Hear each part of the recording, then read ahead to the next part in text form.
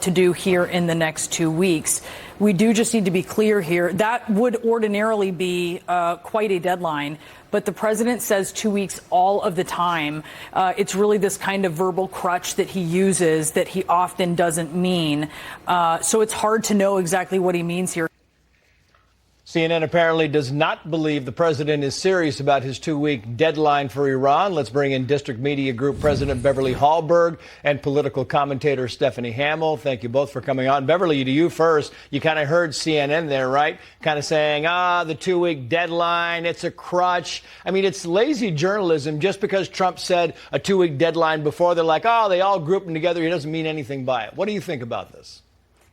I think it's a very interesting thing for them to focus on, considering he gave a 60-day warning to Iran saying that you need to come to the table and make a deal. And if you don't, it's not going to be good. Well, what we saw on day 61, we saw that Israel did take matters into their own hands. So I think if you're looking at reset deadlines, that is the one that you point to. And I actually think this is part of a larger effort by the liberal media, who are struggling to find ways to criticize him about certain aspects of what's gone on with Israel. So far, things have gone extremely well with President Trump and how he's handled this. I know there's a lot of concern moving forward, but I just thought it was a very petty thing to focus on, this 2-week promise that he made, when he clearly has upheld his timeframes in the past.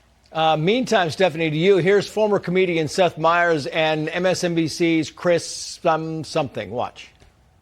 There's a story that ICE and DHS and the Trump folks want to tell of, like, these Democratic politicians are trying to pull stunts. Like, he's been going and doing this for weeks.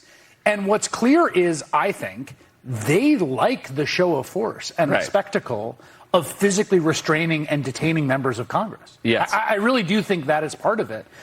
And people should be both enraged and freaked out by that, which I think, at least the people in this room are. Chris Hayes is his name, Stephanie. I mean, this whole idea of just maligning law enforcement is kind of baffling to me. What do you think?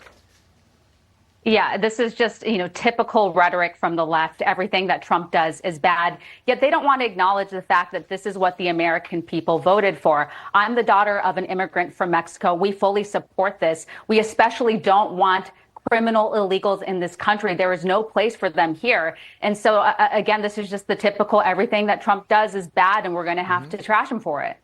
Yeah, and speaking of that, here's Colbert and a congressman smearing ICE. You have described that as taxpayer-funded kidnapping operation. What do you mean by that? What's going on right now is actually not mass deportation even, because people aren't being given due process. There is no legal process for people. We have ICE federal agents pulling up, terrorizing our communities, hopping out of unmarked vans, stealing and, yes, kidnapping people. Well, there you have it. It's the ICE agents who are the terrorists. The ICE agents are the one kidnapping people. I mean, who didn't know that?